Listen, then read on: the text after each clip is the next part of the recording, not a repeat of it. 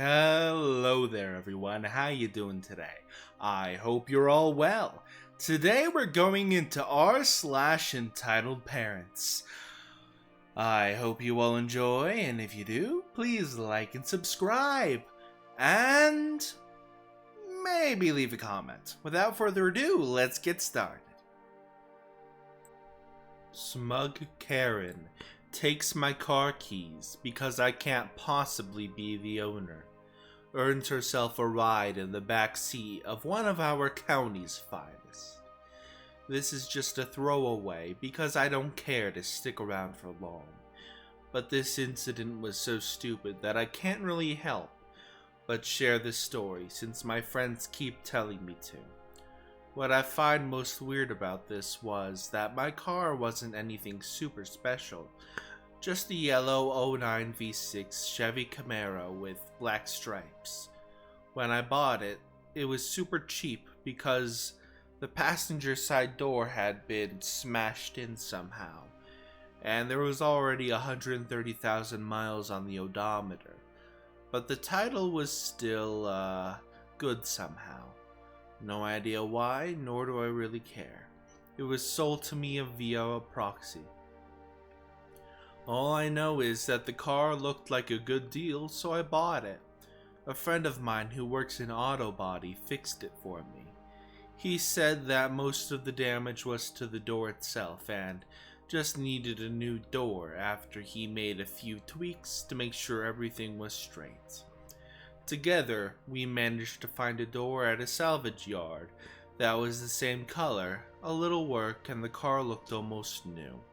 And it became my fun ride to commute to work or drive around when I didn't feel like using my other car. I didn't do any modifications to it. I'm not one of those guys that's into speed or crazy mods.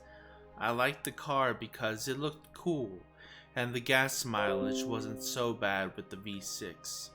I wanted a V6 Camaro because I heard they're usually in better condition than the ones with a V8. Because people drive the V6 for looks than power, and it doesn't gas it as much. I drove that Camaro for a year before running into a random Karen at a supermarket last year in September. Those places tend to draw Karens in regularly, especially in the state I live in. I've seen many Karens, but was lucky to hardly ever be noticed by them. I was shopping for some stuff to make dinner and was about to head home when I found the Karen with her young son all over my car after exiting the store. I'm guessing the boy was around 4 years old and his mother was taking pictures of the kid sitting on my hood, while the kid kept smiling and gleefully saying, "Bumblebee!" Yes, I understood the reference, and I've heard it all before. I don't like people messing with my property and told the kid to get off. The Karen took one look at me and told me to mind my own business. Now, I'm 29 male, but I have a bit of a baby face, and my casual clothing made me look like a teenager. So I guess to her, I couldn't be someone who would have anything to do with such a nice car. That's actually a pretty common car. I told the Karen to get off my Camaro, and she bluntly told me there was no way it was my car because I'm too young. I pulled out my keys and hit the alarm button on the remote. That made the alarm start blaring for a second, and the kid jumped off while screaming and crying because I'd frightened him. But rather than pay attention to her crying child, the Karen came running at me full speed and managed to shove me hard enough that I fell over. The next part is a bit hazy. I got a bump on my head, and that crazy female dog slurred every word she was screaming at me. She stepped on my arm and pulled the keys from my hand before I really had a chance to react. Though she didn't really hurt me much, she was not a big woman, only around 5'2" or so, and a twig, while I'm over 6 foot and over 170 pounds. When I got to my feet, she was comforting her crying child and telling him I was a mean person. I told her to return my keys, but she got hissy and said there was no way the Camaro was mine. I again stated it was, and I would only give her one more chance to return my keys, and she didn't. Instead, she handed them to her kid, who proceeded to start playing with the buttons on the remote and unlock the doors. I had enough and got out my phone to call the police. When the Karen saw I was on the phone, she started screaming and charged at me again. Although this time I easily dodged her, she nearly fell on the asphalt and screamed I'd assaulted her. I never even touched her, and said as much out loud. The 911 operator was listening to everything that was going on, and I quickly told her that where we were while this insane woman was still screaming at me, and 2 police cars had shown up before long. At this point, the Karen had locked herself in my car with her son and started on the engine to run the AC. I explained everything to the police, and they knocked on the window of my Camaro to get the Karen to open it and give them her side of the story. She claimed the car to be hers, and that I was just some stupid broke-butt teenager that tried to carjack her. Then bragged that she'd taken me down. The officer asked if that meant she'd shoved me over, to which she bluntly said yes. Dumbass. I told the police to look in my glove compartment, and there was my insurance card and a copy of my registration, and they could compare the name on my license, while the Karen heard that she got out of the car and finally admitted it wasn't hers. But then she said there was no way it could be mine, and that she just took the keys from me to find the real owner. That quickly earned her some shiny new bracelets, and she was screaming in the back of a police car. The parking lot had cameras, so it was easy to prove the assault, though I only really got scratches, a bruise on my arm where she stepped on it, and a small bump on the head. After the Karen was taken back to the station, they found she was high on drugs, which explains why she was so nuts. I, of course, pressed charges, though my testimony wasn't really needed since the police had both CCTV from the parking lot and the audio from my phone call. It turned out to be the Karen's 3rd offense, and she got 2 years in prison. Oh, and her kid was taken from her. The whole incident made me rethink owning the Camaro, because it had been a magnet for people that bothered me a lot. So, I sold it. Basically got back everything I had put into it anyway, so I broke even. I doubt I'll want to own another sports car again. Edit. I know the Karen lost her son because of social media. I found out who she was and looked into her SM profile. She'd already blogged her woes, calling me a monster because CPS took her kid over a little misunderstanding. I don't know much about the rest, but if CPS took the kid that fast, she was already on their watch list. And I know she was on drugs because it was mentioned in court. My testimony wasn't needed, but that didn't mean I wasn't there to watch. I took time off work just to go, and she gave me a death glare when she was sentenced. Edit 2. Yes, people, there is an '09 Camaro. It was the first of that generation, and the car was actually used in the first Michael Bay Transformers movie. Look it up. Edit 3. Seems I'm more mistaken than I thought. My memory is poo, but I sincerely thought the Camaro was an '09. But it was originally brought in '09 and listed as a 2010, since model years are always ahead of actual years.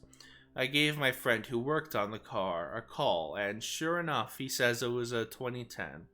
And even though he thought it was weird, I figured it was '09, so I'm confused. But then again, some of the people I know couldn't even remember what year their car was half the time anyway. And I sold the car pretty much right after the Karen incident, and tried to forget as much as possible.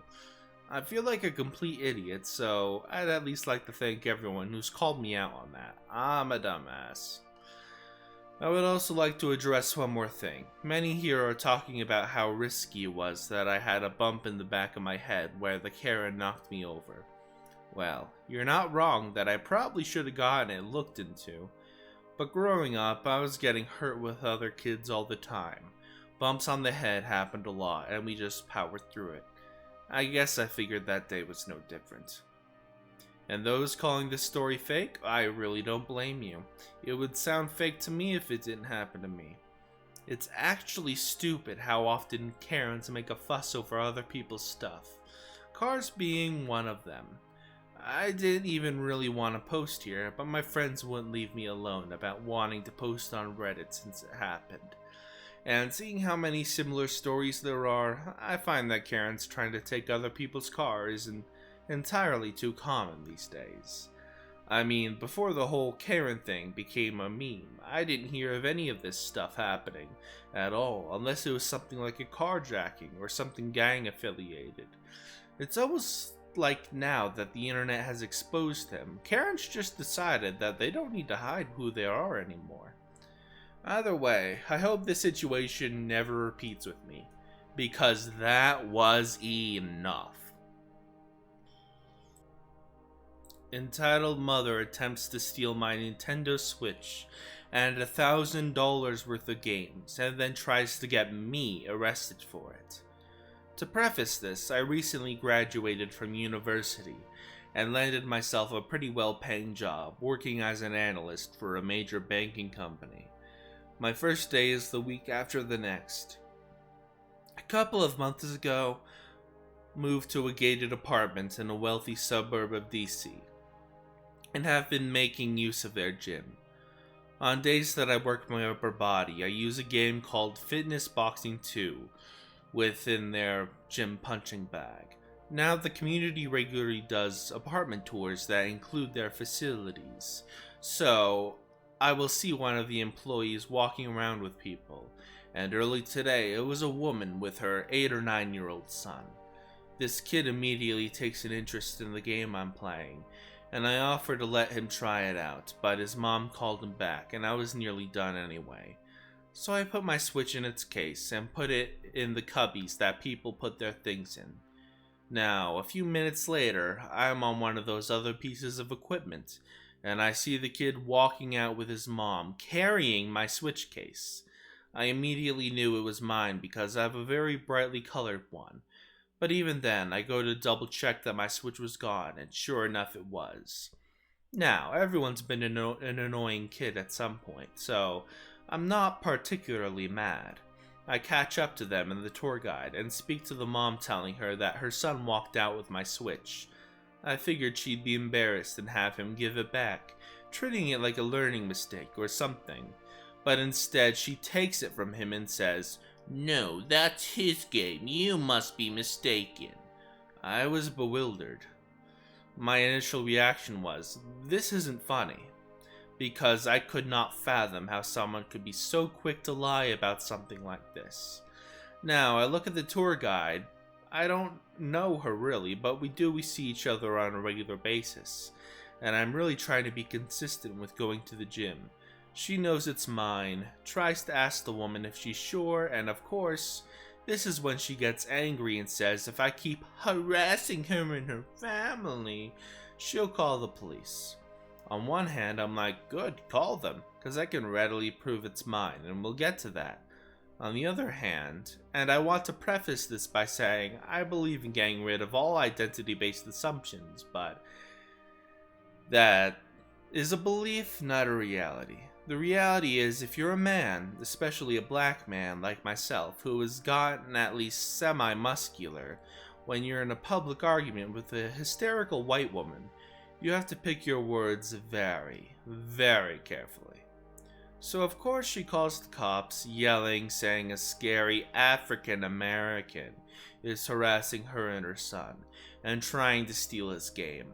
And like I said, wealthy suburb, so a police officer is on the scene within minutes.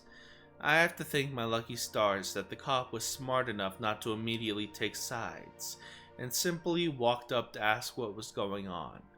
So of course, I let her go first with her once again saying that I've been following her and her son. We were literally in the apartment clubhouse lobby, and that I'm trying to grab his game. After the cops looked to me, I put on my calmest, most docile voice to say, "That is not her son's Switch, it is mine. He took it from the gym cubbies, and if you have her open the case and turn it on, I will prove it's mine instantly, because my Switch has a lock on it."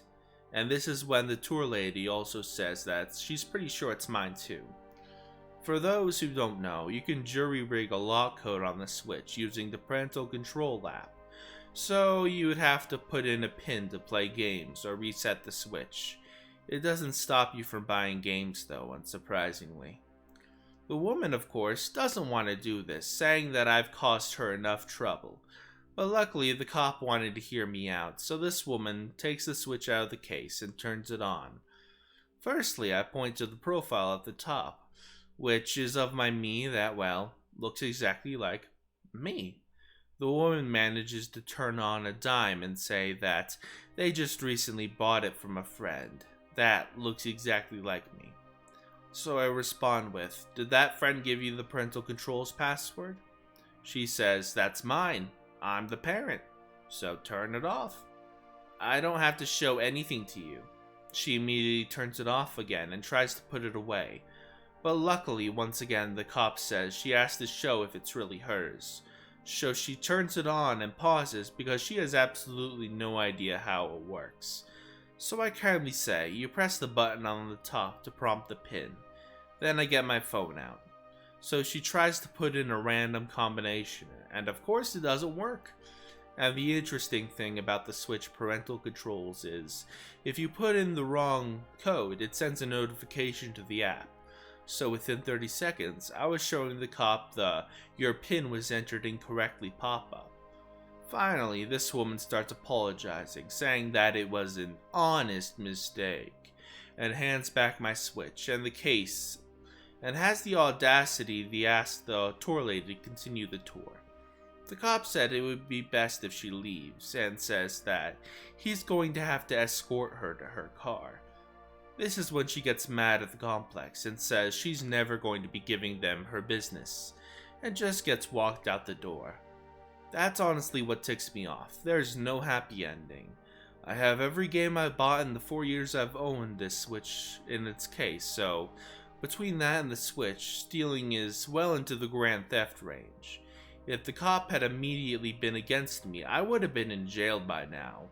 I would have lost my job. I haven't even started yet, and all the work I've put in the past years to get here, for something that they would have quickly found out that they can't even use in the first damn place. And all she got was a nice stroll to her vehicle. I guess that's better than potentially having her and her crotch goblin as a neighbor, though. TLDR, entitled mother tried to steal from me while accusing me of being the thief. I'm almost impressed with her ability to come up with excuses on the spot, and face zero consequences at the end of the day. I hope you enjoyed today's video.